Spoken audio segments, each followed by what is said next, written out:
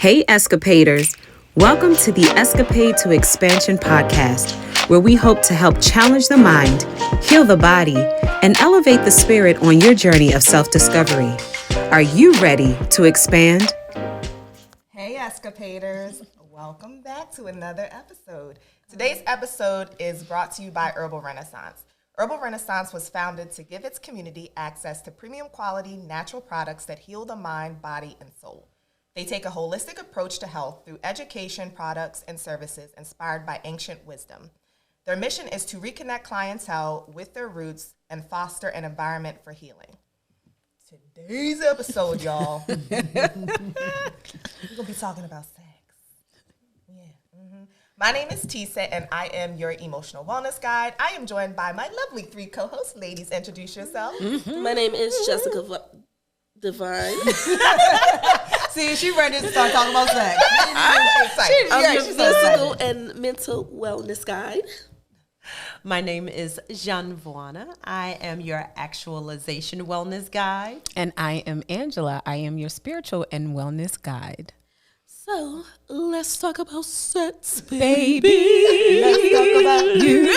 But you had the lip, though. Right. Why did you have to let the vibrato? I had to bring it in easy. She got range.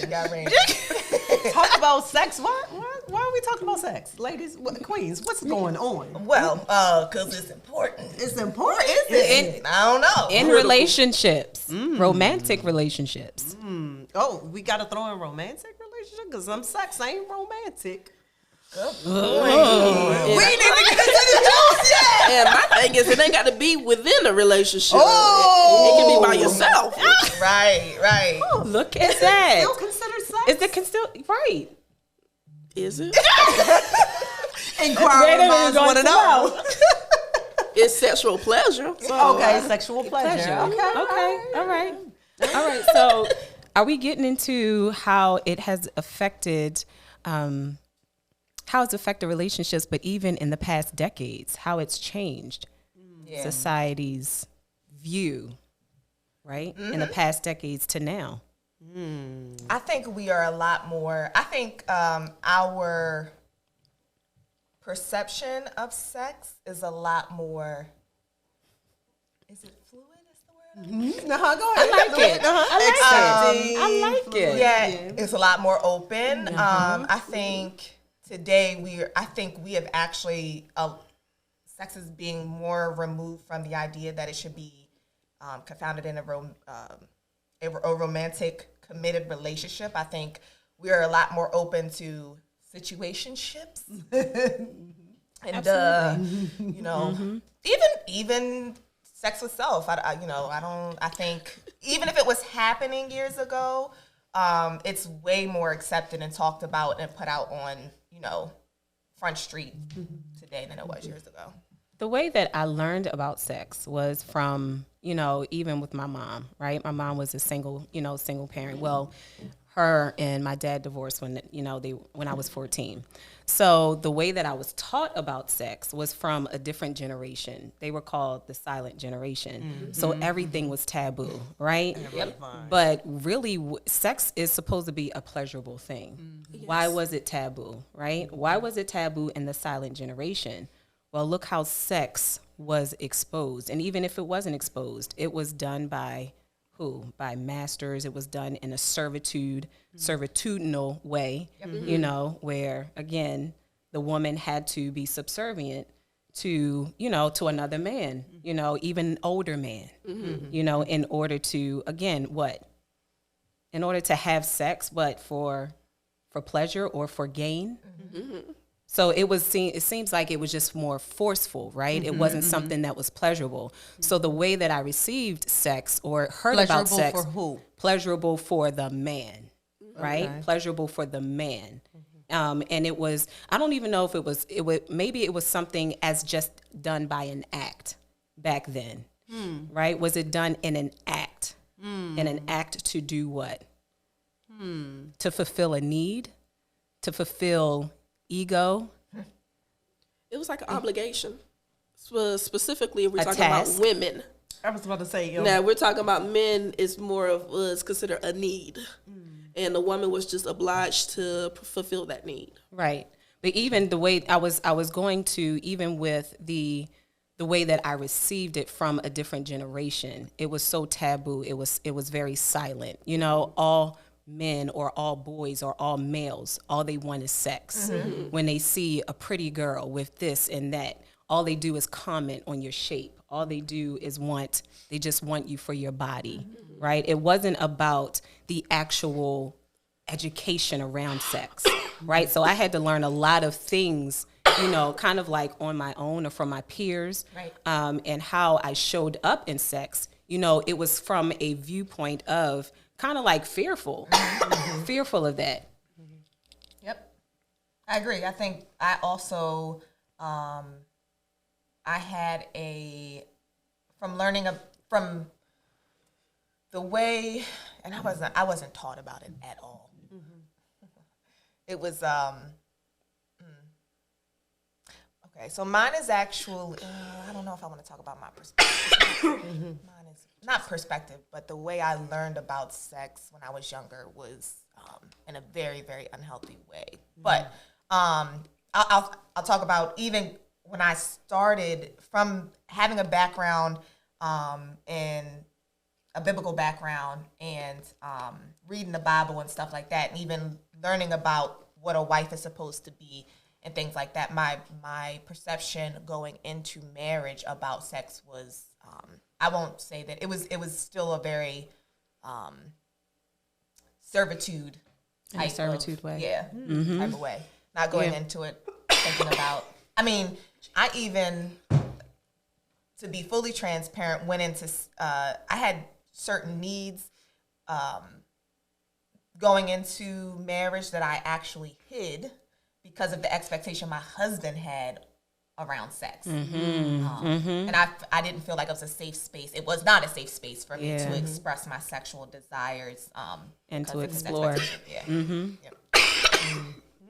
That's correct. Trying to get it. You all right?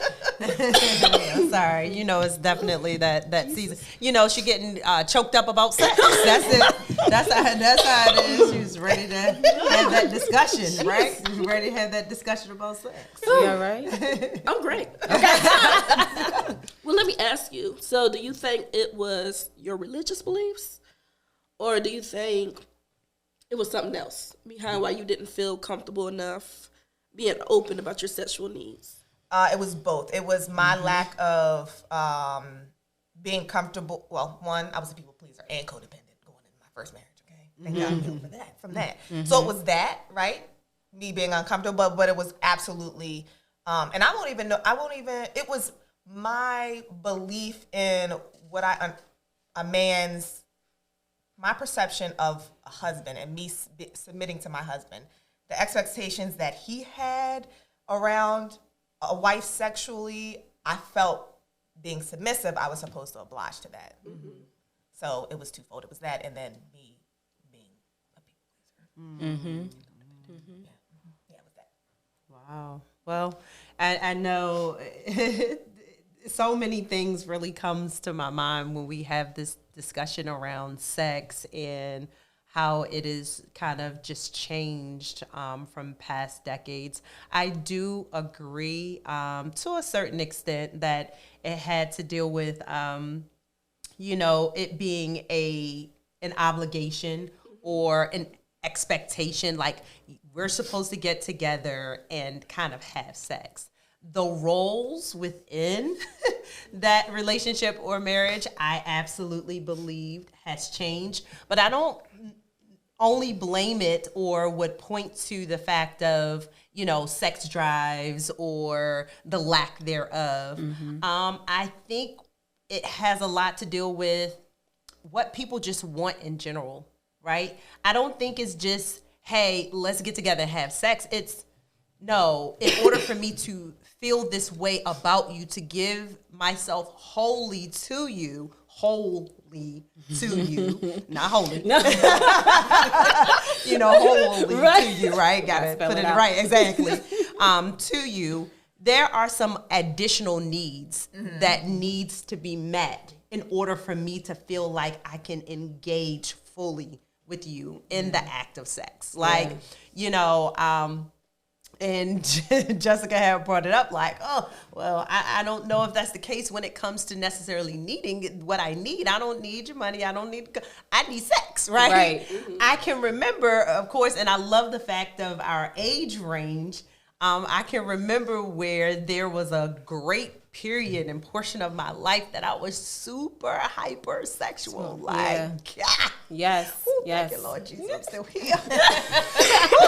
You know, you know, right? I'm just telling you. No, and what happened was several things. And I feel like I'm still very sensual. Like I love being with my husband. I really, really do. And sometimes even when, and I know this may sound a little weird, but even when my body don't necessarily agree, my spirit and my soul is like, go lay with your husband. Yeah. Right? And it's because he's meeting so many needs, spiritually, emotionally, financially, just everything. Just, it's like, girl, get in that shower and, you know, think about how amazing he is so you can make sure that you meet his need. Right? Even if I may be tired, even if, you know, I might have had a long day, so is he, you know, and it's, you know, people can possibly look at that as servitude, but for me, it's not necessarily servitude from a negative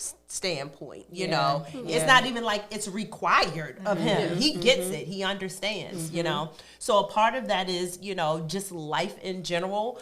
Some of that is, you know, what has happened with my body physically. I've had a hysterectomy. I've had several abdominal surgeries, like had my appendectomy. I've had C-sections. Like, so it's so many, you know, physical changes that has taken place. I had a double hernia and just had the last issue. So many things has happened with my body that, you know, I don't necessarily feel like it sometimes. Like my body just, it's not thinking about the same thing. It's not thinking about, hey, let's go. Let's go. Hit that. You know what I'm saying? It doesn't desire or crave the same thing. And I believe, you know, it's definitely changed. And I've heard other women, like, I promise you, right before I got married to my husband, this woman, we were having a discussion, and I was telling her, I was like, man, I don't see myself never, you know, I was like, I'll be wanting him all the time. She was like, honey, give it time. Yeah. And it wasn't, I don't feel like of course, at first I felt like offended, like, you can't push your thumbs on me, you know. I was like, that's interesting that she said it. But I believe what it was, where she was coming from, and she was, you know, probably like 10 years older than me. She had been in a marriage for quite some time. I think that was her silent plea to say, it's going to, you're going to experience some things in life where your needs or your desires shift. Yeah. And that may be one of the areas. Yes. Yeah. It definitely does shift. It definitely does. So that makes me think about compatibility in relationships, sexual compatibility in relationships. Yes. Are we having those conversations before we enter into relationships? Like, what conversations are we having, or are we not having before we enter into relationships? Or are we having conversations before we even have sex? I don't think it's the conversations that we're having. I think it's the sex that we're having. Right? I don't think it's the conversation of sex. It's hey, let's, you know, we have now gotten to this point. I'm feeling you, you feeling me. Let's have, you know what I'm saying? This is what we fall into, right? And everything is like, oh, good. It's copacetic. Things are good. But what happens as time goes on? Do we now have new conversations or new check-ins? And that is something that I am big about having this discussion with. I had that conversation. And of course, you know, y'all know I'm first of all, I'm married to a psychologist. So that's the first thing, right? So communication, and he has really helped me with my communication skills. And I feel safe, you know, to have those discussions with him and say, I don't like the way that feels. Yes. You know, Yes. even though you feel like that feels good, Yeah. or if I'm right there and I'm about to do my thing, don't speed up. Stay the same pace. Like that's what got me there, right? That's what got. So having those open and honest conversations to understand that I'm not sharing this information with you to make you feel bad. It's just that I want us both to be very pleased and very happy, as well as on the reverse. I'm asking questions. Yeah. Do you want me to speed up? Do you want me to, Yes. do you like it? Like, how do you feel when, and in the middle, we should literally be having those conversations and understand we both have the same goal of pleasing each other. So, Yes. So, it's funny because as you were talking about that, I believe in communication, specifically while we in the middle of it. But it's like, yes, gotten that. and I do think there's certain conversations that need to be had before. I think expectations should be had before. Yep. I also think you need to go run them tests. Thank you, because that's the first thing I'm asking. Come on. And I want to see the And results. you need to talk about what type of methods you're going to be putting in place in order for pregnancy prevention and things like that. And I feel like that should be done while you're getting to know the person. So we shouldn't be so quickly to jump into it with people. But as far as pleasing each other, that comes with knowing your body. Like me, I personally feel like, you know how they talk about how sex for women and men is different. Like a man, it's like going to a restaurant that's decent, where it might be okay, it might be, but you're always going to be full by the time you walk out, right? For women, it's like, oh, well, you might get it, you might not, blah, blah, blah, blah, blah. But I think for women and men, it's important to know your body. It's important to know how to get yourself off. And that way you can give them pointers of, slower, faster, put it right here, put it right there, So how do y'all feel about that? Because me, it's like I'm always pleased. I'm always pleased because I know what works for my body, because I know my body. And you speak to it. And I speak And to you it. speak. And it speaks back. well, the thing about that, when I hear you say that, and oh my gosh, y'all. So I'm working on this project, and just giving a couple of pointers on how we need to, again, and we always talk about being so self-aware. Like that is the key to all of the discussions that we will ever have. It's just knowing yourself. And there's a part in there where I do a challenge. It's for a 45-day fly journal is what I have. And it's on steroids. This is the second version because I'm just giving more information. But one of the tasks in the 45-day fly journal is for you to take yourself on a date, right? And then it's called a note from the coach, right? And I expound on why it's so important for you to take yourself on a date, because then you can create a baseline so that when you go on dates with other people, you already are clear about what you like, why you like it, how you want it, and why you want it. And there was a point in there that I pointed out to say, oftentimes when we go on dates, it is our goal to please the other person, which leads me to the point of sex. When we're having sex, because of some of us, we've conditioned ourselves so much to, you good? You want something to eat? You want to drink? You want to sit up? What about you?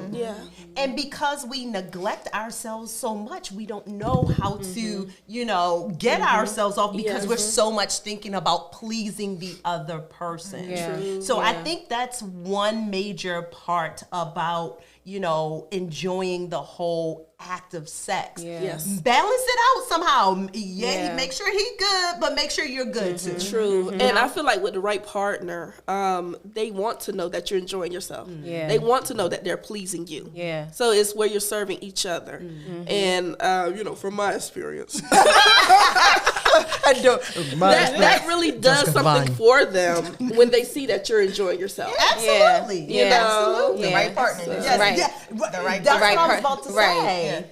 But I believe sex is holistic. I believe that it's a mental, emotional, spiritual, physical. Yes. If you're not connected on those aspects, you might as well just go home and do yourself. Right. You might as well, because you're literally masturbating with somebody else's body. Yeah. Ooh. You know, so Say that again. Yes. Say that That's gonna have to be plugged. Come on, that's the plug. Wait, no, That's it. Say that one more So time. to me, like, if we're having sex, we're becoming one, right? We're Yes. experiencing each other. Yes. So it's the wholeness of the person that you're experiencing, not just Yeah. that physical part of them. Yeah. So I think that's what makes sex beautiful. Beautiful. That's what makes Right. it serving. Yeah. Where you each know each other inside and out, and now you're coming together to really serve each other and please each other. Yeah. And if Yeah. not, what? Come on, you gotta say it again. And if not, you're just masturbating with somebody's body because you're not being considerate of them. that's bars. We're Yeah. done. We're gonna go ahead and wrap up on that note. I Yes. really hope people hear what that means. Yeah. Like- Yeah, that is She that like, that is that was is good. key. That is girl key. good. Yes. That's I mean that goes into, if you think about it, like when there's so, like you just said, sex is mental, it's emotional, it's physical, right? And it's spiritual. And if you're not talking about having sex with it being the right person, all those pieces matter. Connecting with the person in all those ways outside of the bedroom matter. Yeah. Because if we're Yeah. not connecting in those ways outside of the bedroom, exactly. Yeah. how are Yeah. you Right. meeting those needs in the bedroom, right? I think what you just said speaks to those individuals, because I'm not going to genderize this, for those who have been sexually molested or taken advantage of, right? Yes.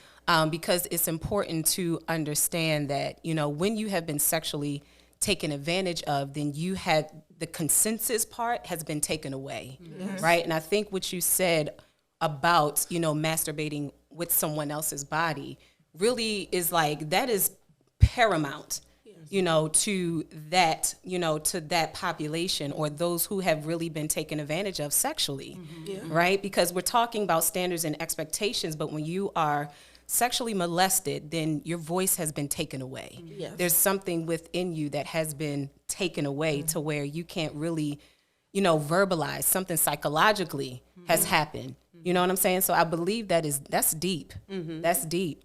And you definitely have to heal from that because, Yeah. Being a person who was molested, when she was younger, that is a part of, again, just going on that self-awareness journey and kind of looking back in past relationships and what was acceptable and the promiscuity of it all, right? Just like, oh, okay, this is supposed to be done, so okay, just go at it, right? So you bring up a very good and very valid point. Even with venturing into a sex with somebody else, just again making sure that you've addressed some of those demons that you struggle with. Yes. And those demons that have been with you because of those sexual interactions. Absolutely. Absolutely. That's when we go into soul ties. Yeah. But what about, and I know you're about to say something, because I have a feeling it's going to probably even address this, because we're going to get those people, right, y'all? So social media has taught me so much, y'all. Semantics, right? You're going to get those people that say sex versus making love. They're talking about making love versus sex. Is it the same, or are we going to go there? Or I think there's a difference. It's a difference. Okay, because we're where it sounds like a lot about what we're talking about. People thinking about making love. Y'all talking For me, sex is spiritual. Yeah. When people say, "Do you have sex?" Sex to me is spiritual. So what you all were talking about was the act of, healthy servitude, and understanding, like, when I connect with you, it's just not about physical. Yeah. It's more than that. I love to be, sexually stimulated intellectually. That's me, right? That's me. But when we're talking about physical, it's more than that, right? Making love is spiritual to me. Having sex, that's just what it is, physical. Yeah. So there is a difference for me. Okay. So along with your lines, for me, sex, making love is all the same to me personally, because I'm just the type of person like that. I'm very selective. Me, I have to have a real connection with you in order to go there with you. However, for some people, sex is just sex. Let's think about sex workers, where You're literally just paying them a fee and they're giving you a service. Yes. So for some people, sex is just literally we're having intercourse, we're having oral or whatever. Right. And then they separate it into making love. To me, it's one and the same. Like we have to have that connection. It's a full immersion experience for me. And I can't just break it off as just something physical. I think people lie to themselves and say that sex is just sex. I think a lot of people have sex not really understanding the implications to your spirit, to your mind, to your soul behind it. And a lot of people who say sex is just sex try to do it under the guise of having some sort of detachment from what they're doing. And even the person to a certain extent, right? Because they think that they're protecting themselves, or they think that they're putting up a barrier. They're trying to tell themselves it doesn't mean anything, right? But when you really start looking into why we do that, even having multiple sex partners, right, at one time, or why we go into even the reason why we desire to have sex. You may think that it's strictly just physical, but you really have a desire to connect with somebody. Even men, who are known to be more animalistic in nature when it comes to sex. Right? We're gonna talk about that. I think we lie to ourselves and tell us that it's just sex, but I don't ever think that it's just sex. Because truthfully, different chemicals are releasing in men and women. When we have sex, when we connect. And that's one of the deepest connections that you can think about. Other than being inside your mother's womb. Those endorphins. So yes. Come on. All right, well, that's sex. Everybody like tantalized by the sex talk. So what do you all think about,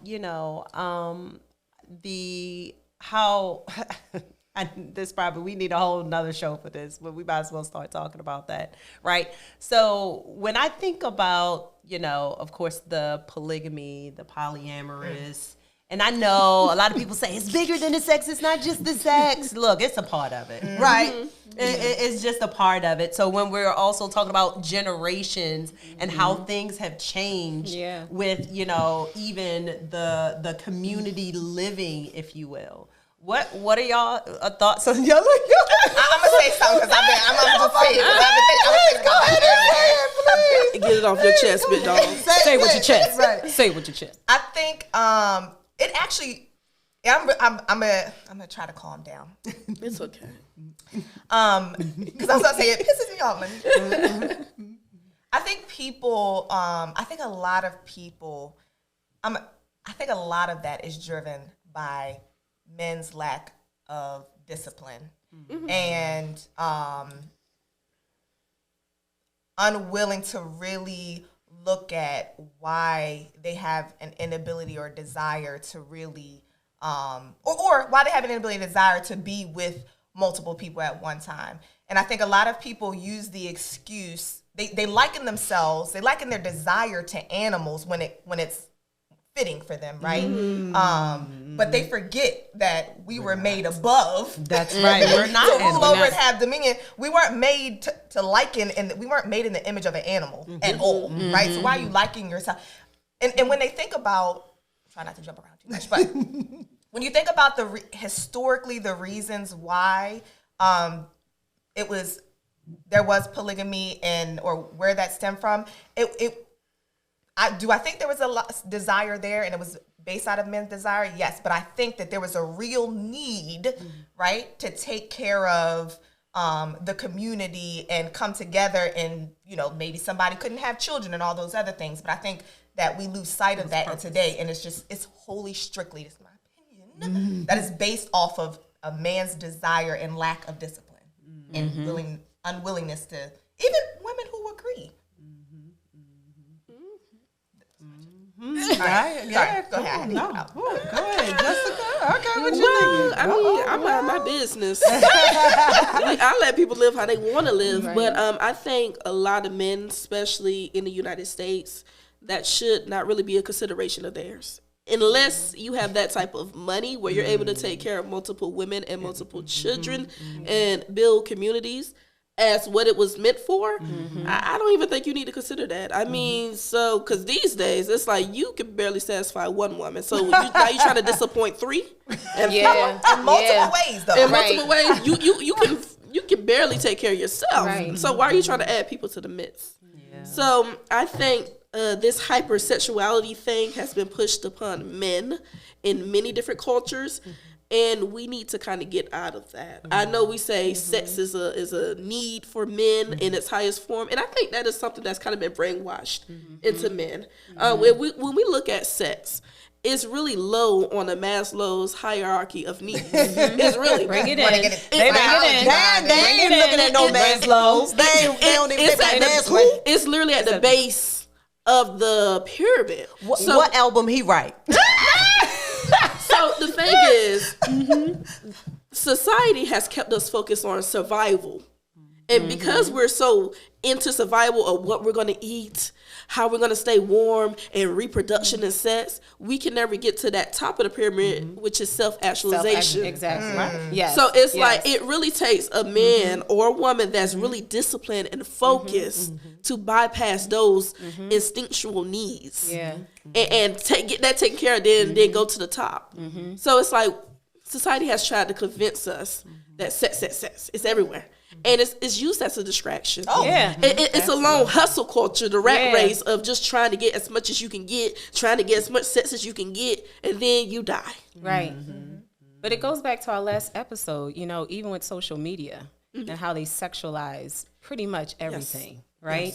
And then you're talking about it's everywhere. Fashion, within fashion. Food.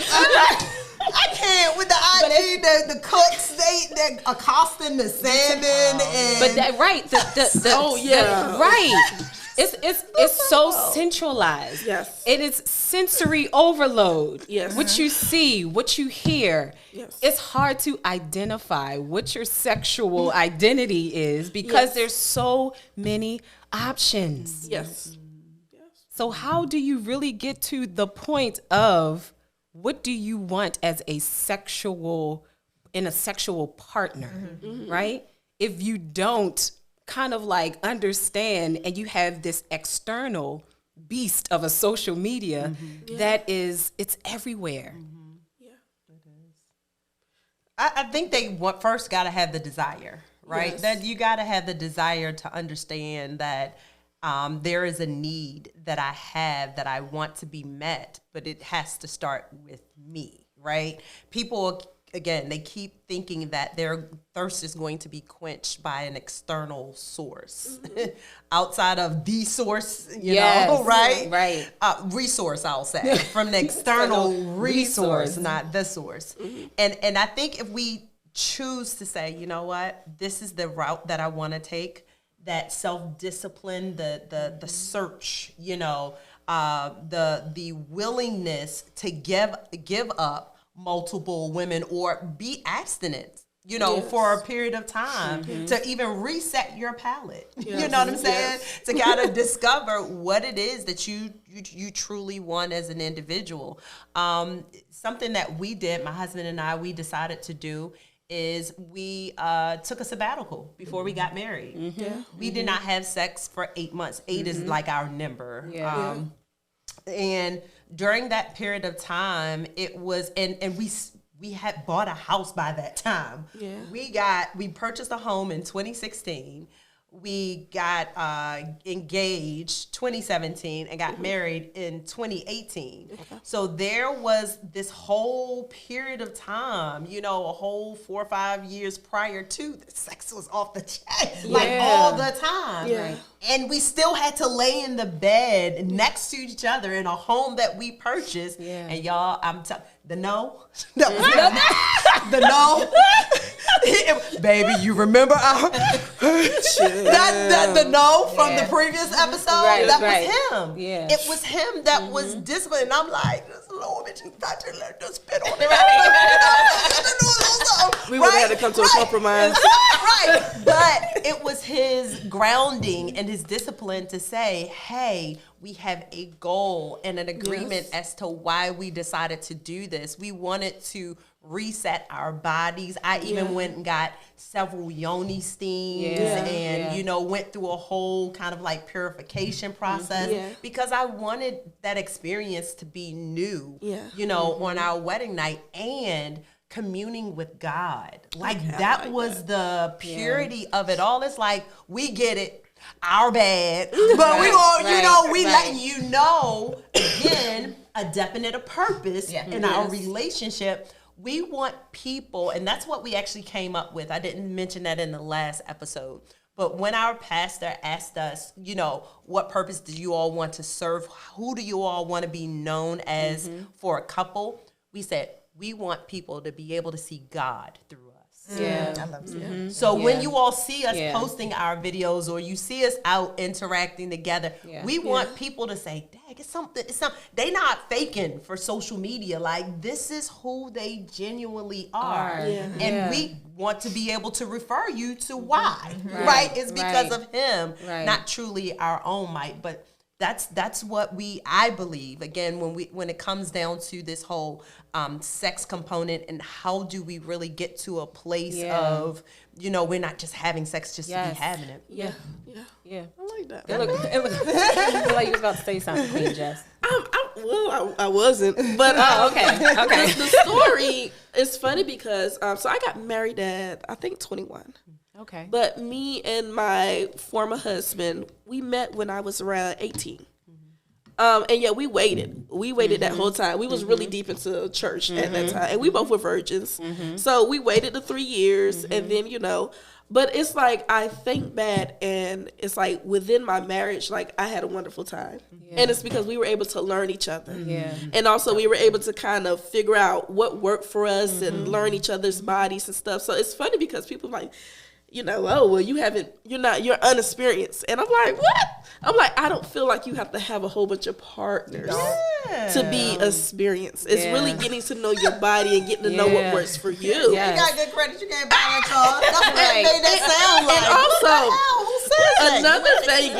another thing is, within each partner, you have to learn that person's body. Yes. So regardless if it's 3 or 1,000, each person likes something different. And it's about learning each other's body and learning over and learning what works for that person. Right.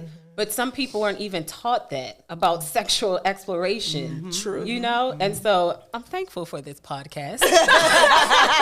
Right, y'all better learn sexual exploration. Right? That's it. Because, you know, even for me, just like you, in my marriage, you know, I was raised in the church. And so when you talk about Queen Tisa, about the biblical effect, about how it was actually taught to you, it wasn't about exploration. No. It was about don't have it. Exactly. That's what it was until you get married, right? Yeah. And so when we're talking about the pleasure of sex versus the don't do it, it's two different energies, right?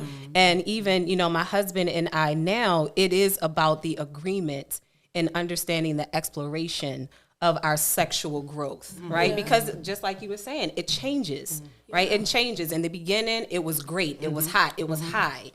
Kids, business, all of that. Sometimes it changes the momentum, right? The momentum of the frequency of how much you engage in that. But, you know, I think for us, it's important to realize that, again, sex, making love, all of that is part of the holistic spectrum. Yes. It really is. Yeah. Cool.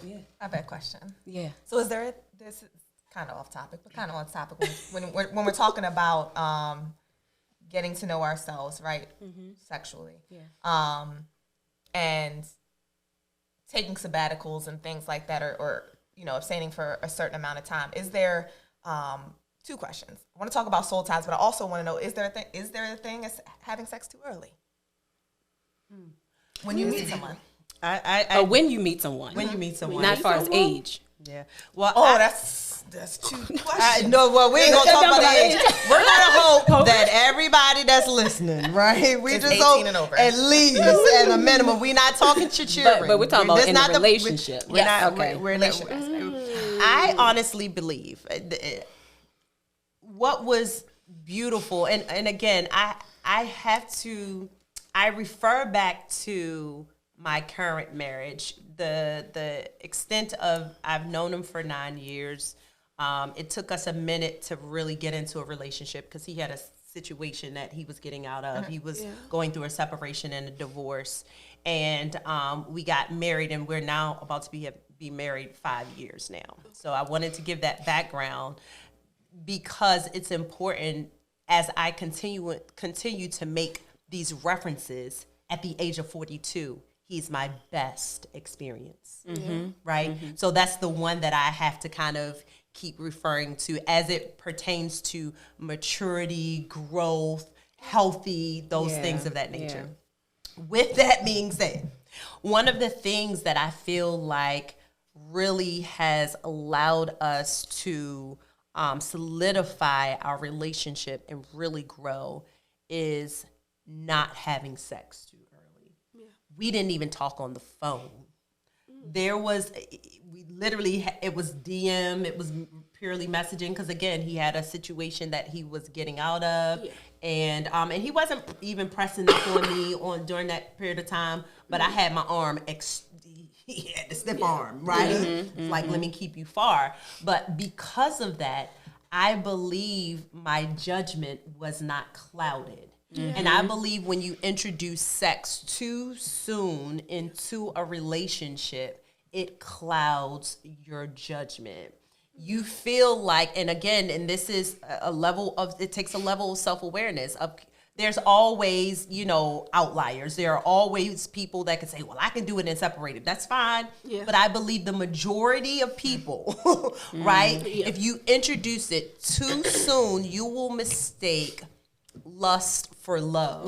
You'll mistake the sensuality for compassion and love and kindness and he meets my needs or she meets my needs. I think you'll mistake those things. Whereas if you take time to get to know that person and you like literally I can think about the time between my 2 marriages when I did have a dating period and I was getting to know these guys, and I was like, ew, that was a turn off. So you definitely, we ain't nowhere near. It was an absolute turn off, and it was a deal breaker for me. Whereas if we would have jumped immediately into the bed, the sex might have been amazing, and then I started making excuses for that. That's it. I was about to go there, right? Giving chance after chance, being blind to the flags. You didn't got that pill, right? Got you in the matrix. Vitamin D. Got you in the matrix. You ain't thinking straight. So I think for me, it's 2 things. One fold is how long does it take you to establish that trust, that communication, that friendship within that relationship, and 2, knowing who you are and knowing how you go about choosing partners and what your intuition and what your analysis is telling you about this person. So they say the Steve Harvey 90 day, but I'm like, you can't put a time on this stuff. It's really about 1, knowing yourself, trusting yourself, and really observing and paying attention to who this person is. I think it's always great to kind of wait for the average person. Wait. Don't let the sex cloud you. But I do think it's great to have conversation about expectations involving sex. So that I can't put a time on it. I can't, but I would say take some time. Take some not to get to know that person. So we agree. It can't be earlier. So within the 3 month period. Well, I was gonna say I think people when they think about what Steve Harvey said about the 90 days. I think people think that it's in a form of manipulation from a woman's standpoint. I'm not saying everybody thinks that, but a lot of rebuttal has been, they think it's a form of a manipulation. They haven't said that, but in so many words. When you think of, from experience, how long we wear masks when we first meet people and how long it takes how long it takes to get to know somebody. They say you should always see a person get angry, right? Yes, right? absolutely. Yes. When you think about, and I'm not saying we're gonna know a person completely in 6 months or things like that, but giving yourself a good amount of time. I mean, honestly, people wear masks for a solid 6 months when you meet them. That's now, statistics. During that Statistics, yeah. yes, pieces of their true nature is coming out. Yep. Right? Yep. But let's be honest, 6 months is a good amount of time. Yeah, I mean, right? I mean, experience has taught me, Right. from my experience, yeah. that's what Jessica said. Guys wear not from my experience, people wear a mask for at least that 3 to 6 month time frame. And when you're making sure, for me, safety is very important because I do have a history of sexual trauma. Feeling safe with a person and making sure they can, we do have a connection in all the other areas. My desire to want to wait. I'm feeling the 3 to 6 months time frame. Right. Well, I would say how also, I guess, to kind of either add or question that is to say, how much time do we spend together and in what different environments in that period of time? Because once my husband and I, we decided that, okay, well, let me check you out a little bit, right? Yeah. We spent so much time together. Yes. There were so many scenarios and situations that taught us about ourselves, because again, we're always still learning about ourselves. Yeah. He was actually going through the divorce process. I had already gone through the divorce process 2 years prior, so I could be there as a moral and either as literally as a friend to help him kind of process some of those feelings and those thoughts. Yes. So we spent a lot of time together in different situations and scenarios. I saw how he never, with his our time together, ever talked bad about his ex-wife, right? Yes. So that showed me his integrity and his character, right? Yes.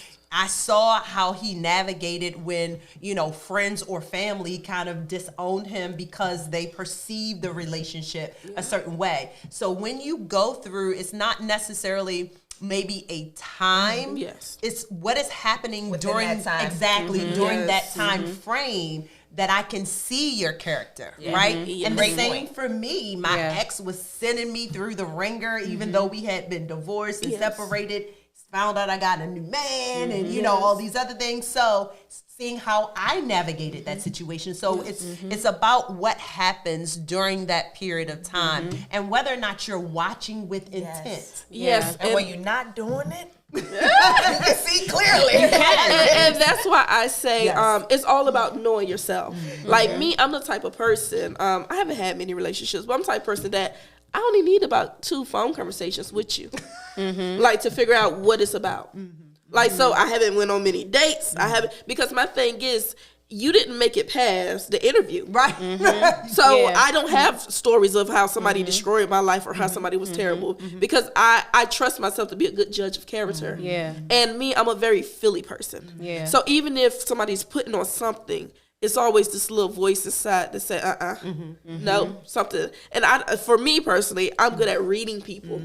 So it's like, if it's a no, it's a no. So that's why I say it's good to know who you are and understand yourself and understand what your intuition might be telling you. And how much time you're spending with that person. Because if you do make it past the interview process and I am spending time, I'm observing you. I'm observing everything about you.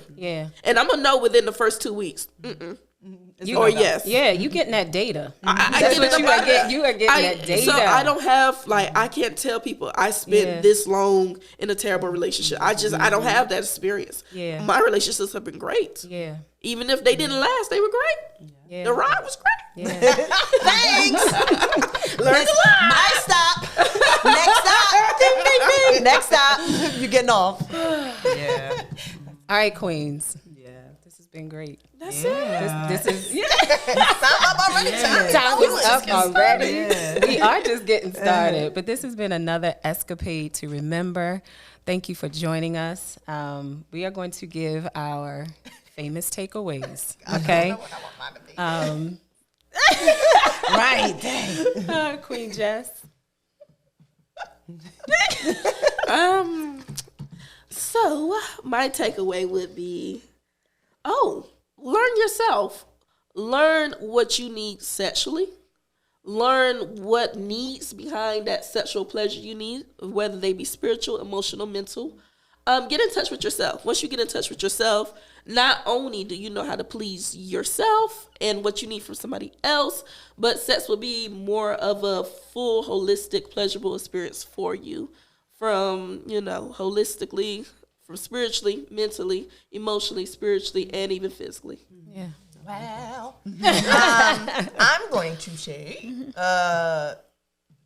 remember that sex is not just sex. Care what you tell yourself, it's not. It's like Jessica said, like we said earlier, it's way deeper than that. And to make sure that the person because sex is more than just sex, and you have needs that are deeper than sex, make sure that the person that you're deciding to have sex with, you're giving yourself enough time to make sure you're safe and those people are fulfilling those needs, and you're not ignoring a deeper desire to connect that's not being met, but just saying it's just sex. I'm just saying. So one of the things that I do in my coaching practice when people come to me, I ask them, what are your top 3 things that you kind of want to achieve, right? Give me these top 3 things, and that's part of the pre-coaching questionnaire. But once we start our journey, I have them pick one. Mm-hmm. And there's so much power in picking just one. Mm-hmm. And I'm saying that to say, as it relates to sex and how things have changed, how things have evolved, how you may have changed, whether or not you want to, kind of focus on multiple partners or just yourself. I'm saying just pick one. Mm-hmm. Because if you have 4 wheels on a car, one is going north, one is going south, one is going east, one is going west, where are you going? Nowhere. Mm-hmm. And you will keep spinning your wheels, attempting to kind of quench this thirst in so many different people in so many different ways that you'll never really truly be able to embrace and discover and experience that pleasure that you desire inside. Yeah. So focus. Yeah. Focus. Yeah. Just pick one. Get to know them. Just go in. Yeah. My takeaway would be, number 1, protect yourself. If you're going to engage, protect yourself, just not physically, but understand spiritually. Protect your spirit. Protect that which is sacred. You are giving your body, right? You are giving your body, and there are so many transfers that happen within sexual intercourse, right? You are exchanging so many energies, and understand, the second thing is understanding what you're consenting to and who you're consenting with. Okay? Ask questions. Get clarity. Okay? Please get clarity regarding such a powerful act. Such a powerful act, but also such a spiritual connection. Awesome. Yeah. Good episode. Well, when we out, just like that, flag on the plane. Peace, Xcapaders. See y'all next time. We're out. Thank you for joining us on this week's episode of Xcapade to Xpansion podcast. Please be sure to like, share, and subscribe.